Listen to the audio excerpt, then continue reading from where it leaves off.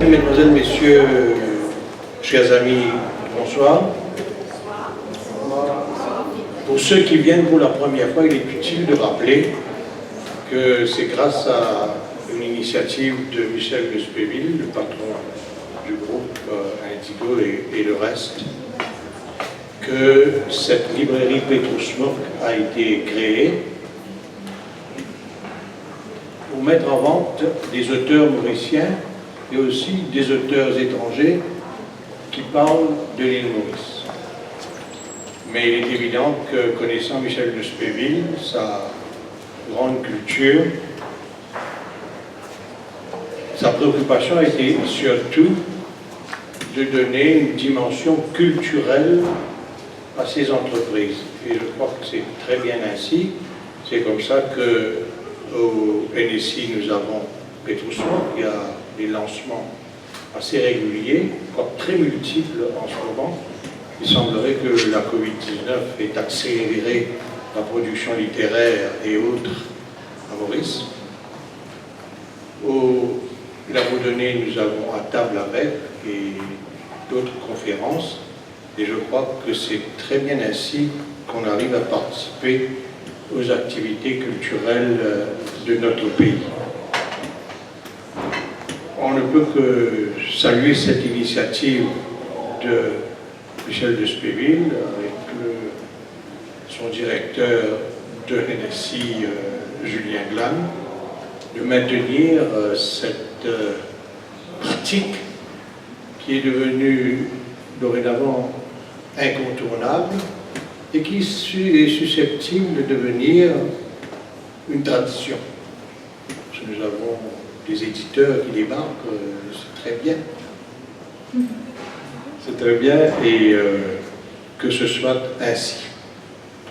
Vous ne savez pas dans quelle langue préparer cette intervention, soit en français ou en anglais. I must admit that after having watched movies and series on Netflix, my English has considerably improved during the last 3 months. Le confinement a servi à ça aussi, c'est-à-dire à brush up, comme on dit, mon anglais et à essayer de l'améliorer. Mais je suis heureux que Hans parle français et nous avons pu faire une interview de Dimanche Culture en français. Et j'ai réussi le tour de force à ne pas étaler ma grande ignorance de ce qu'il a écrit. The Cosmos of Time, a radical new insight into the structure and essence of the cosmos. Il est question de Matrix. Moi, je pense à Keanu Reeves, forcément, dans le film Matrix, comme vous le savez. Mais ce qui est intéressant, pas si bête que ça, quand on arrive à comprendre un peu quelques chapitres du livre, on sent bien que c'est une réflexion sur le temps, à partir de maintenant par rapport au futur. Donc, si on a compris cette articulation, on peut peut-être progresser à travers les pages de ce livre de Hans. Vous avez remarqué que je n'ai pas prononcé son nom de famille, parce que c'est impossible que je puisse le faire sans estropier son nom. Donc je préfère qu'on soit copain-copain, Hans.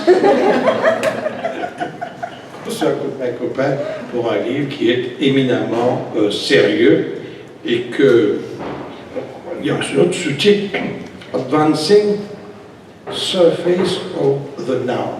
Le now, le maintenant, deviennent carrément pas une posture, mais plus une posture philosophique qu'autre chose. Bon, les savants vont certainement se jeter sur ce livre, qui sera certainement aussi dans toutes les grandes librairies internationales, comme la librairie du Congrès aux États-Unis, parce que les Américains raffolent de ce genre de publication. Et j'ai cru comprendre que ça a été déjà traduit, c'est déjà traduit aussi. On a déjà été traduit en français, les autres traductions sont... Voilà. L'éditrice nous dit que ça a été déjà traduit en français, mais d'autres traductions sont en ligne. L'imprimerie papeterie commerciale, et preuve d'audace, je suppose, s'attaquant à une œuvre aussi savante, et mais c'est très bien, on ne peut pas faire que des succès de librairie. Il faudra certainement aussi, dans une œuvre éditrice, vulgariser des concepts qui, sinon, resteraient dans la tête de leur géniteur. Voilà à peu près ce que j'avais à dire. Je passe la parole maintenant à Joël. Votre présence. Alors, moi, je vais dire en quelques mots, je vais vous décrire le ressenti que j'ai eu déjà en rencontrant l'auteur, Hans, qui est un homme d'une grande intelligence. J'ai été époustouflée. Je suis encore en train de lire et de relire, il y a plein de choses que je n'ai pas encore compris, mais ça viendra. Mais surtout, ce qui m'a interpellée, c'est de remettre en question les évidences, et je me suis dit pourquoi pas. Ça m'a interpellée en tant que personne, en tant qu'humain, et de me dire, oui, les choses peuvent être vues de façon différente, peuvent être analysées différemment. Et donc, ça a été pour moi un grand honneur de pouvoir travailler sur cet ouvrage. Et quand je vois l'homme qui a écrit ce livre, je me dis, il y a quelque chose qui va rester pour la postérité, j'en ai aucun doute. Donc je vous remercie beaucoup, Hans, de nous avoir permis de découvrir une petite partie, en tout cas pour moi, de tenter de comprendre,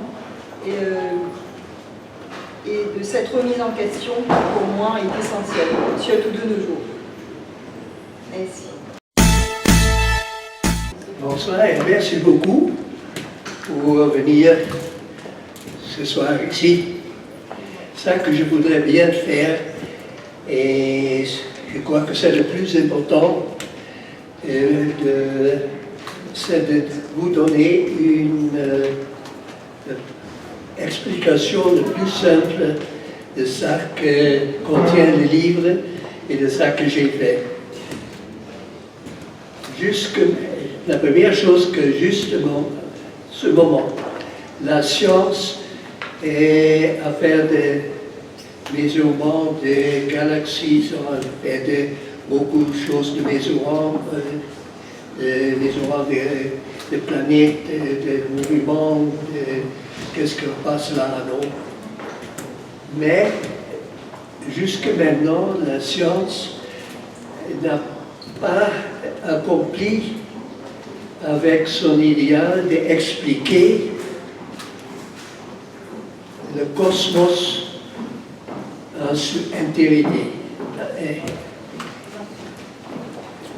Jusque le moment, le cosmos est encore une case complète, une chose, une labyrinthe où on trouve des étoiles, des soleils,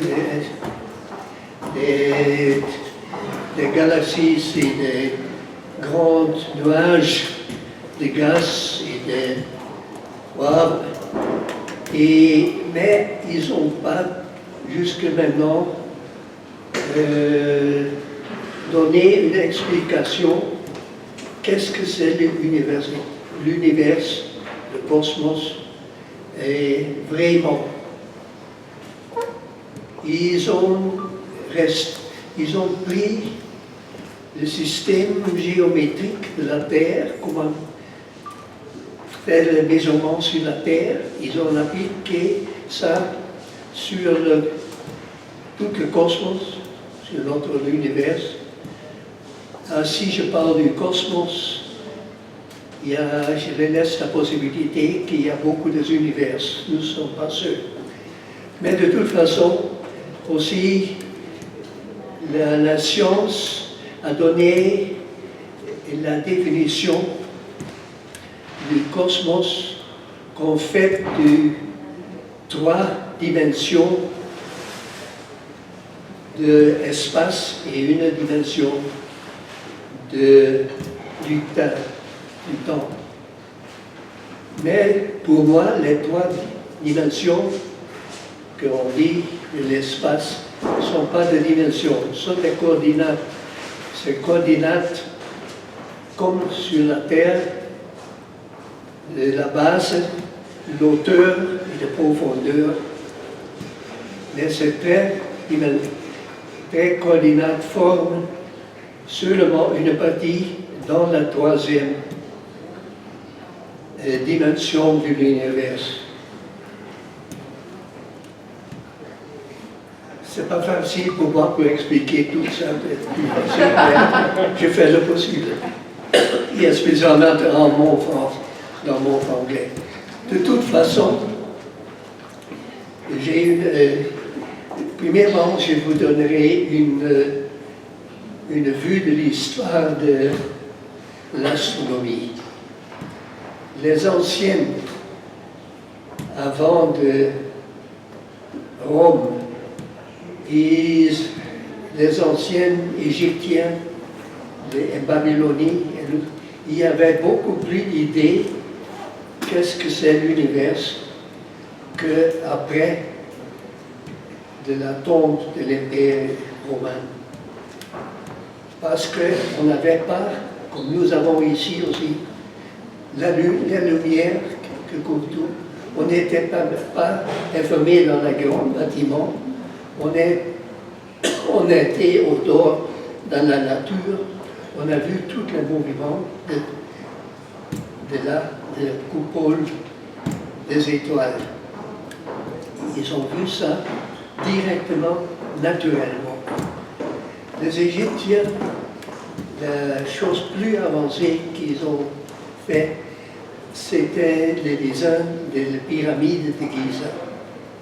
La pyramide de Giza, c'était exactement direction nord-sud et est-ouest. Exactement là. Et l'intégration des côtés de la pyramide à 50%. Ce temps ancien, ils ont indiqué exactement à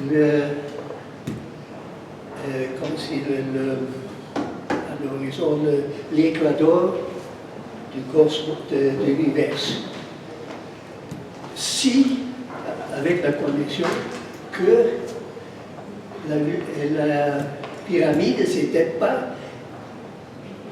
dans ce place où se trouve maintenant, mais placée à 9 degrés de la Terre plus au nord.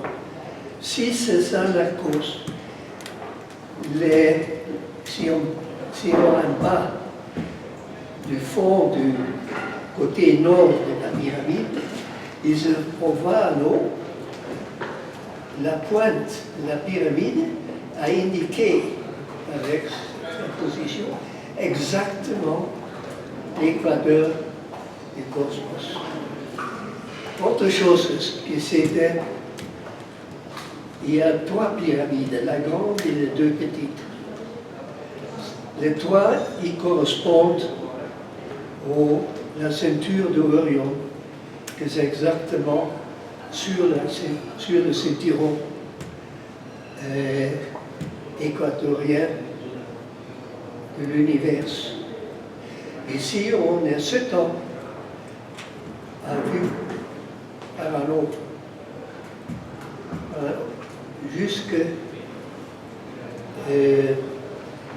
la superficie, en passant la superficie de la pyramide, qui était une certaine part comme ça, et c'est tout poli comme une sphère. Si on vu ça, en même temps que les 3 étoiles de l'Orion, ils ont été touchés exactement au même temps les 3 étoiles. Après, comme ça, les Égyptiens ont pu voir exactement d'année à année s'il y avait un petit changement. S'il y avait un changement, une des 3 pyramides n'a pas touché exactement l'étoile, on a pu voir voir qu'il y avait quelque chose avec la rotation de la Terre, que c'était pas conforme. L'autre chose, c'est avec les pyramides qui ont été au côté sud de la pyramide, et on va à travers la planisme des deux côtés, est et est, la pyramide au nord, on peut voir l'étoile du Nord exactement. Si on voit l'étoile du Nord, l'étoile du Nord fait un petit cercle tous années. Ça voudrait donner que là, les Égyptiens ont vu déjà que l'axe de la Terre, c'est pas sûr. En expliquant ça, je veux dire seulement que les Égyptiens, on savait déjà beaucoup de ce qui passe dans ce monde. Une knowledge, une chose qu'on a perdu après. Et aussi, comme le point de la pyramide a suivi exactement le cercle annuel, l'orbite, qui est l'orbite équatorienne du Équateur céleste, on ne peut annoter exactement la distance des étoiles équatoriennes et la distance qu'ils mettent en place. De l'autre côté, si on va en haut, des côtés, la pyramide, et c'est toujours passé, et on voit comme ça, along looking along the surface of the sites. J'ai vu? Non, mais je pense qu'ils ont compris. On a compris. On a compris. Parce que on peut faire noter exactement la position des étoiles comme ça. Si ça passait, on a noté ça. Ça passait, on a noté ça. Comme ça, les Égyptiens, on avait déjà la possibilité, ils ont fait sûrement, de mettre les étoiles exactement, faire une carte des étoiles. Ça a été utilisé pour la navigation avec les bateaux. Ça a été utilisé pour savoir les seasons of the year, pour la colliette, pour savoir quand ils changent d'hiver pour l'été. Exactement. Les Égyptiens aussi en Babylonie, après, les autres, on savait beaucoup. Après, ça vient la chute de l'Empire romain. Approximativement 300 ans après, les 300 ans, l'année AD, BC, l'année BC, et grand changement, viennent la religion chrétienne. Et à Rome, et à Constantinople, avec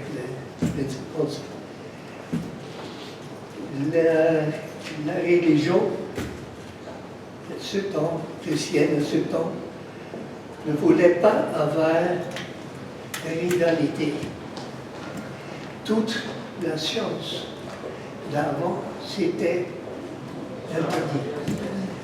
On a brûlé, spécialement Constantin de Byzantium, il a brûlé toutes les archives de la grande bibliothèque d'Alexandrie, où il y avait toutes les papiers de la science d'avant.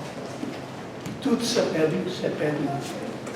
On a resté comme ça pendant 1000 ans sans avoir pour parler sur grand cosmos, c'est l'univers. Et pour avoir le pouvoir et te dire qu'on ne savent pas, aussi on a la religion a poussé une peur de l'enfer. Si tu ne fais exactement ce que nous disons, la centrale de l'Église, c'est un, comment se dit, on vous met comme en affaire. On avait peur. Seulement approximatif, en fin de ce temps de noir, de ténèbres du monde, de ténèbres de la science, il y avait le Copernicus, il y avait un Bruno en Italie, qui a commencé la réformation. On a commencé à dire de révolution. C'était aussi le temps du protestantisme, après qu'on était tout le temps supprimé. Il y avait avec ça, il y avait flowering,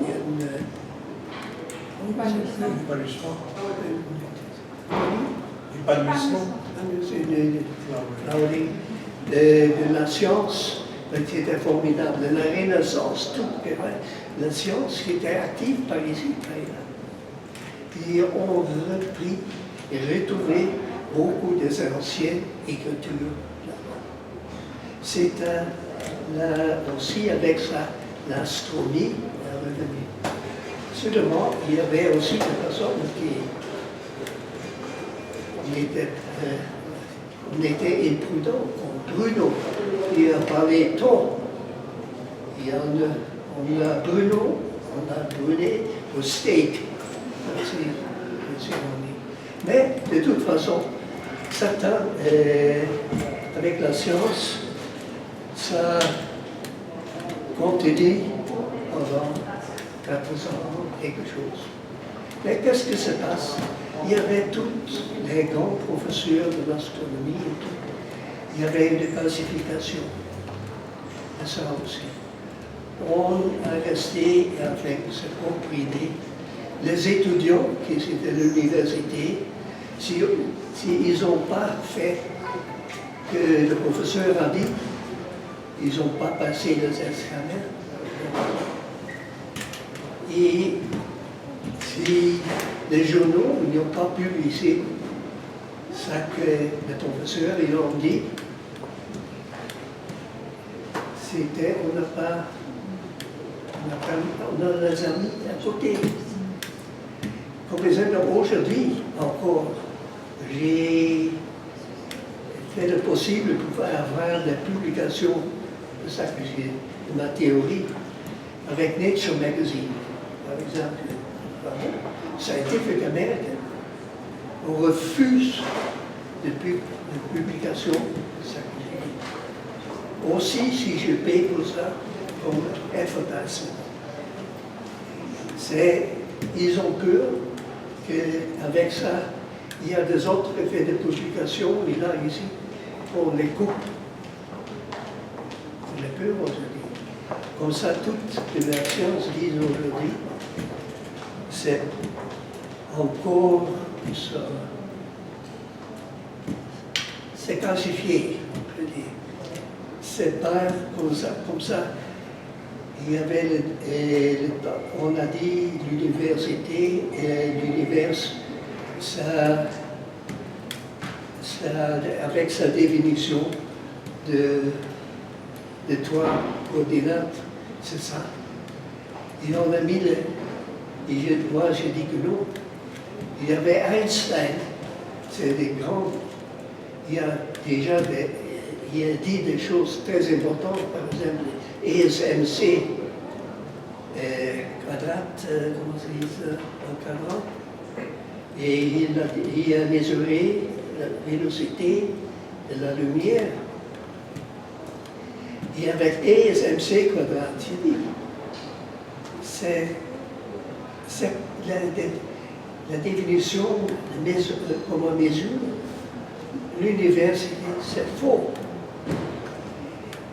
Et j'ai dit à Einstein, il a dit E et mc quadrat. On va mesurer l'univers en steps of power, en escalier de pouvoir mathématique.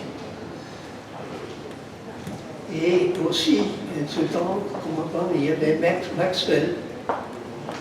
Je m'excuse si c'est trop compliqué, mais je crois que c'est nécessaire. Et de Maxwell, il a dit aussi, après analyser et faire la formulation du champ électrique en comparaison avec le champ électromagnétique. Il a dit qu'il y a des différences entre les deux de pouvoir mathématique.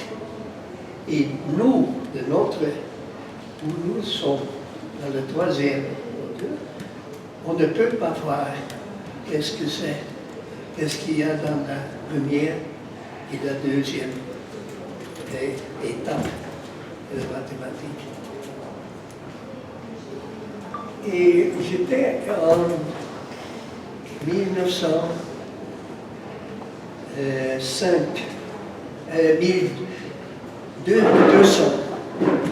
005, j'étais à Genève, il y avait le 100 ans d'Einstein. Et on a parlé de beaucoup de choses, mais il y avait un professeur qui m'a dit, il y a une chose qui n'est pas correcte. Et je pense toujours le moment présent, in the now. Mais il a dit que je n'ai pas la solution. Et moi, j'ai passé beaucoup de temps sur qu'est-ce qu'il y a là, qu'est-ce que ça. Et je suis venu à la conclusion, the moment of the now. Si le moment of the présent, le futur n'a pas encore arrivé. Le passé, c'est sorti.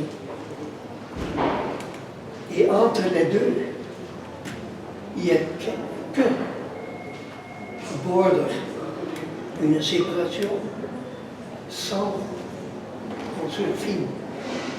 Ça, c'est la deuxième dimension. Parce que ce n'est pas encore le futur.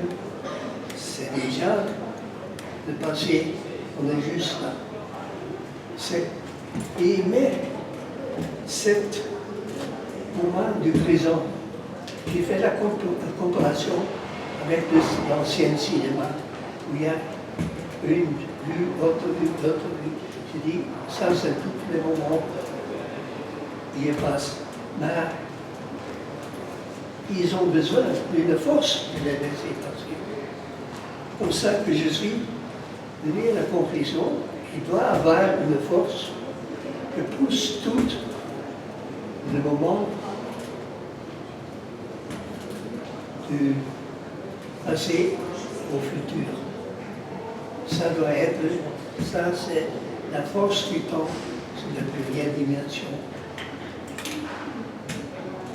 Mais nous, ici, nous ne sommes pas la première, nous sommes vraiment la troisième dimension. Nous formons une partie de la deuxième dimension. Et là, j'ai vu à Einstein et mc quadrat, j'ai dit aussi, mais c'est pas c quadrat, c'est pas important. La vélocité de la lumière, ça c'est important. On peut changer la vélocité de la lumière. Ah pardon, je n'ai pas d'explication avant. si ça prend tant du temps. Mais j'ai calculé que l'avance du temps, poussé pour la force du temps, ça passe avec la vélocité de la lumière. C'est la même chose, l'avance du temps. Comme ça, je dis, 1 seul mc quadrat, de c quadrat, la vélocité de la lumière, c'est pas ça. Je dis, les E de mc quadrat, les E, c'est l'énergie, c'est la force qui impulse ça. Et le c quadrat, on met comme je dis, le pouvoir, deuxième pouvoir, on change pour le t, le temps. Avant, la science jamais a donné, avec sa explication, sa construction de l'univers, jamais a donné une explication que c'est le temps. Voilà, c'est ça.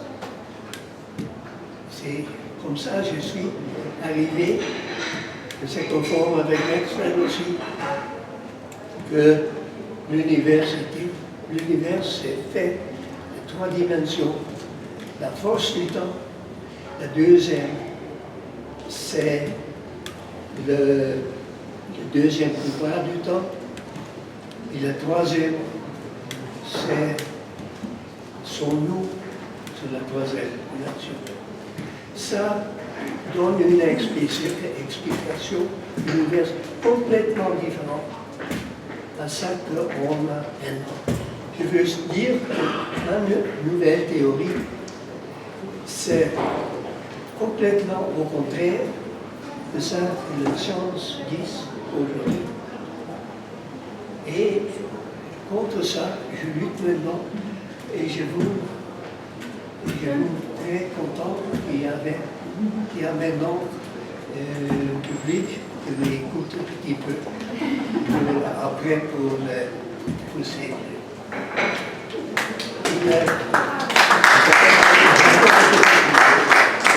C'est aussi qu'avec le mouvement j'ai changé que la force du temps et tout ça,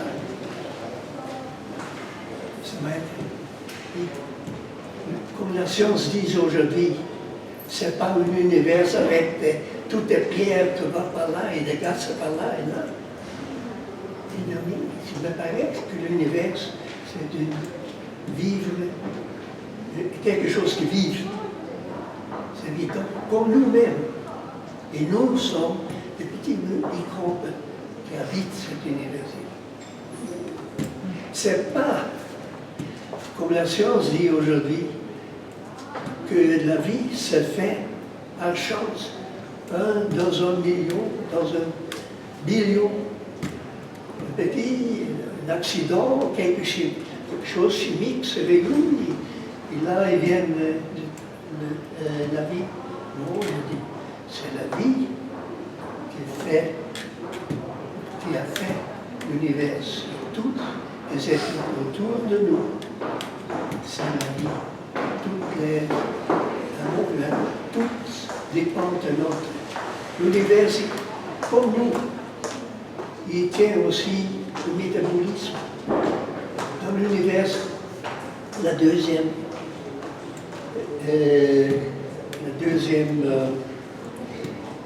dimension de l'univers, c'est un anneau ici, en plein un anneau ici, ça c'est l'univers de la deuxième, le rouge de la deuxième dimension. Et ça, c'est la force du temps qui vient de singularité, qui la pousse tout au dehors. Et maintenant, ça autour de la deuxième dimension, il y a un champ électromagnétique. Et c'est la même chose. Si vous avez un fil d'électricité, vous voyez, vous passez un courant par ça. Vous voyez autour du fil, vous ne voyez rien. Mais quand vous prenez une boussole, on dit, Autour, indique toujours, la flèche de bison indique toujours la direction. Là. Comme ça, autour de la vie, de cette file où passe l'électricité, il y a quelque chose que nous pouvons voir. Et ça, c'est la même chose avec ça. Ici, l'anneau de l'univers. Autour de l'anneau de l'univers où passent toutes les énergies supplémentaires qu'il y a trop. Il y a l'énergie qui est nécessaire pour ouvrir l'univers. Pour la croyance, on dit que bon. Et il y a trop d'électricité, il y a des courants d'électricité là. Et les courants d'électricité, il fait aussi un champ électromagnétique ici autour. Et ça, le champ électrique, c'est tridimensionnel. Et nous vivons dans ce train. Et comment est-ce que nous vivons? Parce que de temps en temps, comme le cyclone sur la Terre ou l'anticyclone étouille, il fait sur la mer, on fait une colonne d'énergie, on monte, on descend, mais on monte là, et l'énergie de la Terre, ça change de matière. C'est une chose compliquée, mais c'est ça, change de matière, et ça fait des poussières dans l'univers ici autour. Et les poussières changent des gaz. Si on y a des turbulences sur la Terre, on a trouvé des astrojets. Il y a une turbulence sur la deuxième économie. La turbulence, ça laisse la deuxième dimension, ça laisse une turbulence. Et comme toute la force des astrojets sort là, il reste une force sur la deuxième que veut retirer ça que la création pour retomber. C'est que on a dit avant, c'était la gravité. Mais on a dit, la science dit que la gravité, c'est l'attraction entre deux masses. C'est la force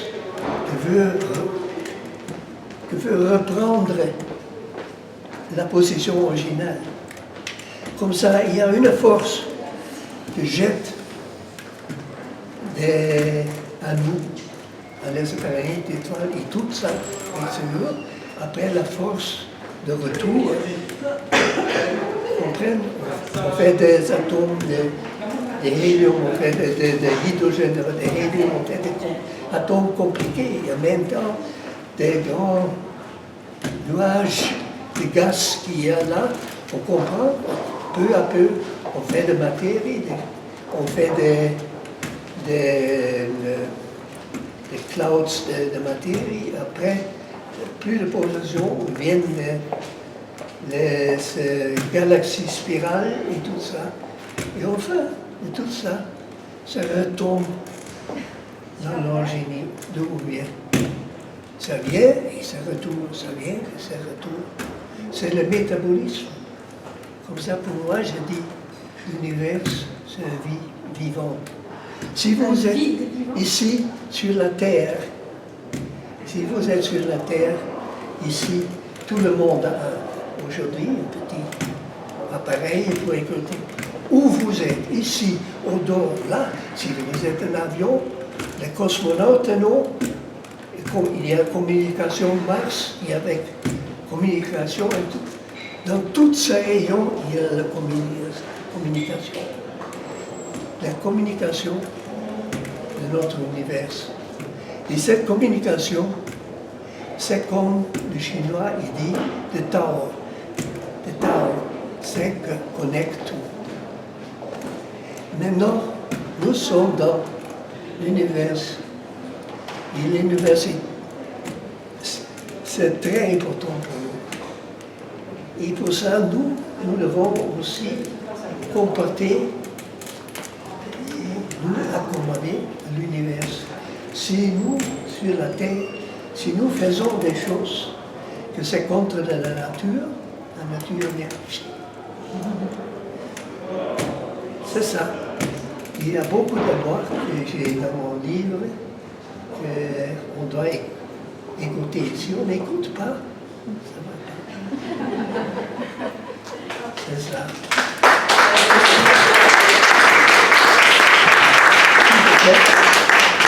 Nous sommes